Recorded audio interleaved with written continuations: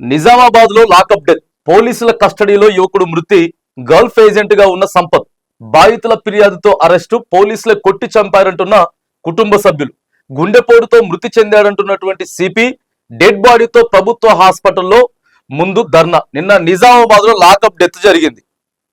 యువకుడు 34 సంవత్సరాల యువకుడు, పోలీసులేమో హార్ట్ అటాక్ తో చనిపోయిండు, చెస్ట్ పెయిన్ వస్తున్నది, చేతులు మొత్తం లాగుతున్నాయనంటే హాస్పిటల్ తీసుకొని పోయినామని చెప్తున్నారు. పోలీసుల కస్టడీలో ఉన్నటువంటి యువకుడు మరి చనిపోవడం అంటే మామూలు విషయం కాదు. నిజామాబాద్ జిల్లా 1 టౌన్ పోలీసుల కస్టడీలో ఉన్న సంపత్ అనే యువకుడు శుక్రవారం మృతి చెందడం తీవ్ర ఉద్రిక్తతకు దారితీసింది. పోలీసులు తెలిపిన వివరాల ప్రకారం జగిత్యాల జిల్లాకు చెందిన సంపత్ 34 అనే యువకుడు శ్రీరామ ఇంటర్నేషనల్ మ్యాన్ పవర్ కన్సల్టెన్సీలో మేనేజర్ గా పనిచేస్తున్నాడు. అతని ద్వారా గల్ఫ్ దేశాలకు వెళ్లి మోసపోయిన 2 బాధితులు ఫిర్యాదు చేశారు. దీంతో నిజామాబాద్ సైబర్ క్రైమ్ పోలీసులు సంపత్ తో పాటు మరో ఏజెంట్ పై 10 రోజుల క్రితం కేసు నమోదు చేశారు. వారిని అదుపులోకి తీసుకుని కోర్టులో హాజరుపరిచి రిమాండ్ కు తరలించారు. అయితే బాధితుల డబ్బుల రికవరీ కోసం సైబర్ క్రైమ్ పోలీసులు విచారణ నిమిత్తం 2 రోజుల క్రితం కోర్టు అనుమతితో కస్టడీ తీసుకున్నారు. విచారణలో భాగంగా గురువారం మధ్యాహ్నం సంపత్ ను తన స్వస్థలమైన జగిత్యాలకు తీసుకువెళ్లారు. గురువారం రాత్రి 9:45 తిరిగి సైబర్ క్రైమ్ పోలీసులు స్టేషన్ కి తీసుకొచ్చారు. కొద్దిసేపటికే తన చెయ్యి నొప్పిగా ఉందని నిందితులు చెప్పడంతో చికిత్స నిమిత్తం జిల్లా ప్రభుత్వ దవాఖానకు తరలించారు. అక్కడికి వెళ్లిన కొద్ది సమయానికి సంపత్ మరణించాడు. దీంతో పోలీసులు ఈ విషయాన్ని అతని కుటుంబ సభ్యులకు సమాచారం అందించారట. మరి ఇప్పుడు ఇంట్లో వాళ్ళు ఏమంటారు? కుటుంబ సభ్యులు పోలీసు వాళ్ళే మస్తుగా కొట్టిండ్రు, కొట్టడం వల్లే ఆయన దెబ్బలు ఉన్నాయట, ఒంటి మీద దెబ్బలు ఉన్నాయని చెప్తున్నారు. మరి ఇప్పుడు ఆయన పోలీసులు కొట్టినట్ట కొట్టనట్లా ఏం చేయాలి? ఇప్పుడు విచారణ చేయాలి. విచారణ చేసి సిట్టింగ్ జడ్జి తోటి విచారణ జరిపించాలా. ఆయన కేవలం కస్టడీలోకి తీసుకున్నారు, ఇంకా నిందితుడిగా పరిగణించలేదు. వేరే దేశాలకు వెళ్ళేటటువంటి ఎవరెవరైతే ఉంటారో గల్ఫ్ దేశాలకు పోయేటోళ్ళకి వాళ్ళకి ఏజెంట్ గా పనిచేస్తారు. సరే, వాళ్ళ దగ్గర కొద్దిగా పైసలు తీసుకున్నాడు, వాళ్ళ దగ్గర మోసం చేసిండు. అయినా కానీ మరి పోలీసులు ఏమో కొట్టలేదు అంటున్నారు. 2వ పేజీలో కూడా ఒకసారి చూద్దాం. మొత్తం అసలు లా అండ్ ఆర్డర్ కరెక్ట్ గా లేదు. వాస్తవంగా చెప్పాలంటే మంత్రి లేడు, హోంశాఖకు మంత్రి లేడు, ముఖ్యమంత్రి గారి దగ్గర ఉన్నది. ఆయన పదవినే కాపాడుకునేదానికి ఆయన తీవ్ర ప్రయత్నాలు చేస్తున్నాడు. ఇంకా ఇవన్నీ ఏడా ఏం జరిగిందనేది ఎవరు చెప్పాలి? ఇప్పుడు ఏం జరిగిందనేది ఎవరు చెప్పాలి? సంపత్ మృతిపై కలకలం. సైబర్ క్రైమ్ పోలీసుల కస్టడీలో ఉన్న సంపత్ అనే నిందితుడు మరణించడం కలకలం సృష్టించింది. విచారణ నిమిత్తం కస్టడీలోకి తీసుకున్న నిందితుడు జిల్లా ప్రభుత్వ ఆసుపత్రిలో మృతి చెందినట్లుగా పోలీసుల వర్గాలు చెప్తున్నాయి.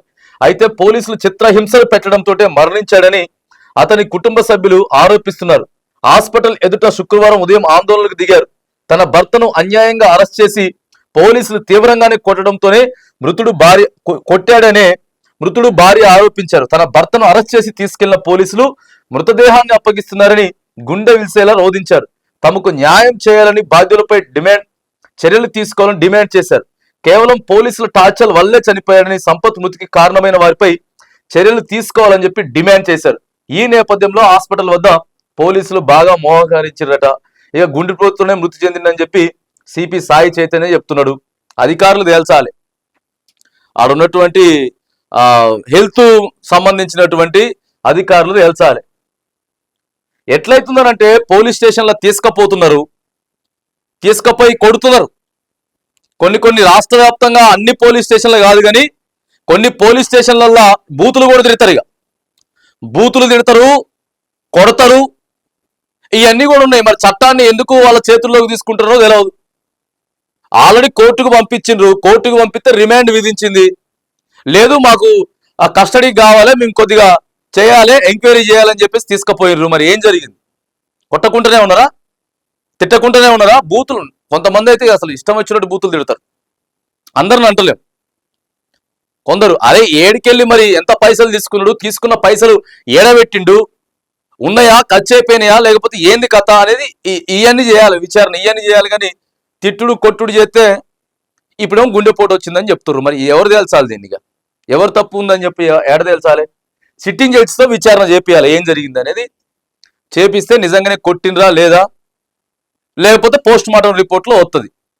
బాడీ మీద మొత్తం కొట్టినటువంటి గాయాలే ఉన్నాయి అని చెప్పి వాళ్ళు చెప్తున్నారు, తల్లిదండ్రులు చెప్తున్నారు.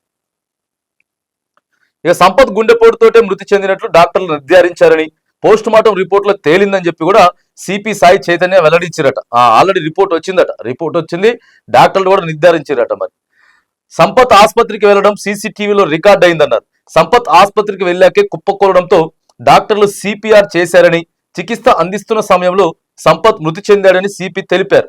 అలాగే ఉద్యోగాల పేరుతో సంపత్ నిరుద్యోగులను మోసం చేశాడని, పోలీసుల విచారణలో నేరానికి పాల్పడినట్లు అంగీకరించాడని కూడా నిజామాబాద్ సిపి సాయి చైతన్య చెప్పుకొచ్చాడు. అంతకు ముందు మృతుడు సంపత్ మృతదేహానికి 3 ప్రత్యేక డాక్టర్లతో పోలీసులు పోస్ట్ మార్టం నిర్వహించారు. అనంతరం పోస్ట్ మార్టం రిపోర్ట్ ను సిపి సాయి చైతన్యకు మరిగా అందించారట. ఏదేమైనా కానీ ఇక మరి ఎందుకంటే స్టేషన్లో చచ్చిపోయింది అని అంటే మాత్రానికి అది కొద్దిగా కలకలం రేపుతుంది, వేరే దానికి దారి తీస్తుంది. మరి ఇక్కడ కుటుంబ సభ్యులు ఒకటి చెప్తున్నారు, పోలీసులు ఒకటి చెప్తున్నారు, మరి డాక్టర్లు కూడా నిర్ధారించారని చెప్తున్నారు. కానీ మరి ఇక కథ యాడికి పోతుందో ఇక చూడాలి. ఏదేమైనా కానీ నిన్న నిజామాబాద్ లో మాత్రానికి ఆ స్టేషన్లోనే స్టేషన్కి వెళ్ళి ఆడికి వెళ్ళి తీసుకుపోతుంటే మార్గం మధ్య కొద్దిగా పోయిరు, పోవుడితోటే చనిపోయింది. కాబట్టి రాష్ట్ర వ్యాప్తంగా కూడా ఈ వార్త కొంత సంచలనంగా మారింది.